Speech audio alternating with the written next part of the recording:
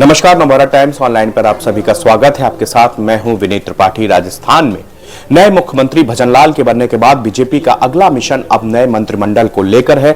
नए मुख्यमंत्री भजनलाल 15 दिसंबर को अपने पद की शपथ लेंगे। इधर नए मंत्रिमंडल के गठन को लेकर जमकर सियासी अटकलों का बाजार गर्म है। सियासी जानकार संभावित मंत्रियों को लेकर अपने अपने समीकरण बता रहे हैं। चर्चा है कि नए मंत्रिमंडल में आरएसएस से जुड़े 2 चेहरों को अधिक प्राथमिकता मिल सकती है। इसके अलावा लोकसभा चुनाव को देखते हुए बीजेपी जातिगत समीकरणों को भी ध्यान में रखेगी। इधर सियासत की नजरें इस बात पर भी टिकी हुई है कि मुख्यमंत्री नहीं बनाए जाने के बाद अब वसुंधरा के समर्थक विधायकों को मंत्रिमंडल में कितना स्थान मिलेगा, इससे सियासी कयास भी यहां पर ज्यादातर लगाए जा रहे हैं। नए मुख्यमंत्री भजनलाल 15 दिसंबर को रामनिवास बाग में सुबह 11 बजे अपने पद की शपथ लेंगे। उनके साथ 2 डिप्टी सीएम और करीब 17 और मंत्रियों के शपथ लेने की संभावनाएं जताई जा रही हैं।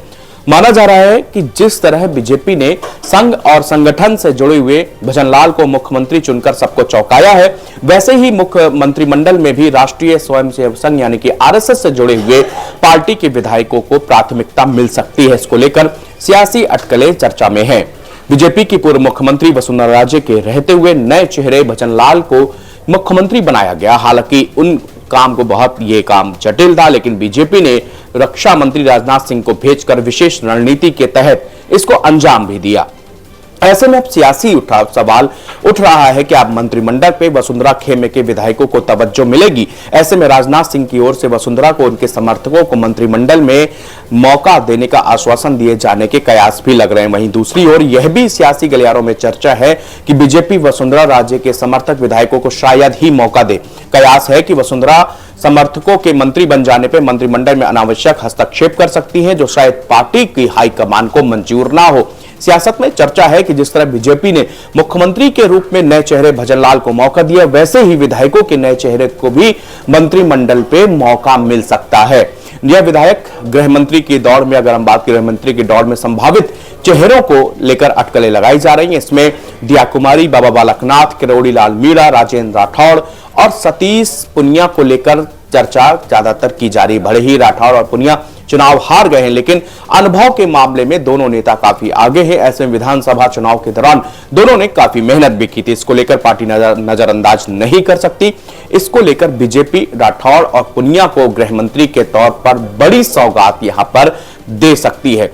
बीजेपी ने 4 धर्म गुरुओं ओटाराम, देवास महंत बालकनाथ, बालमुकुंद आचार्य और महंत प्रतापपुरी के नाम को भी मंत्रिमंडल में शामिल होने की चर्चा है। इस तरह से 3 से 4 महिला मंत्री बनाने की भी संभावना बताई जा रही है। इसमें अनीता भदेल, दीप्ति माहेश्वरी, नोक्षम चौधरी और सिद्धि कुमार शामिल हैं। इसके अलावा बीजेपी के मंत्रिमंडल में कई ऐसे विधायक हैं जो मंत्री बनने के दावेदार हैं। इसमें विश्वराज मेवाड़, मदन दिलवावर, जोगेश्वर गर्ग, पुष्पेश सिंह राणावत, जितेंद्र गोठवाल, गोपाल शर्मा, जवाहर सिंह मेडम, जगत सिंह, हंसराज पटेल, पप्पाराम बिश्नोई, हीरालाल, भैया राम चौधरी, लालाराम बैरवा, संजय शर्मा, लादू राम पिपलिया, जयदीप बिहाड़ी और ताराचंद जैन के नाम मंत्रिमंडल के तौर पर शामिल हो सकते हैं। वो सभी नाम हैं जिनको लेकर कयास लगाई जा रही है। फिलहाल बीजेपी की कोशिश ये रहेगी कि वसुंधरा राजे को भले ही सीएम का पद न दिया गया हो, और उसको लेकर बहुत सारी उठापटक भी हुई। वसुंधरा राजे ने किस तरह से आलाकमान से 1 साल के लिए सीएम पद मांगा था, लेकिन राजनाथ सिंह ने जब उनको पर्ची थमाई और जब उन्होंने पर्ची में नाम खोला तो वो खुद भौचक्की रह गई थी, क्योंकि उनको अंदाजा नहीं था कि भजनलाल शर्मा को सीएम पद दे दिया जाएगा। लेकिन अब बीजेपी को यह भी कोशिश रहेगी कि वसुंधरा राजे राजस्थान की बड़ी नेता है, उनका अपना वोट बैंक है, वहां पर उनकी एक अपनी लोकप्रियता है। 10 साल वो मुख्यमंत्री रही है, तो उनको नाराज करने का पार्टी खामियाजा नहीं उठा सकती, वो भी ऐसे वक्त पर जबकि 2024 के लोकसभा चुनाव बिल्कुल नजदीक है। ऐसे में यह भी कयास है कि वसुंधरा राजे अपने कुछ बड़े मंत्रालय अपने जानकार समर्थकों को दिलवा सकती हैं। फिलहाल इस न्यूज में इतना ही। देश और दुनिया की तमाम खबरें देखने के लिए बने रहिए नवभारत टाइम्स के साथ।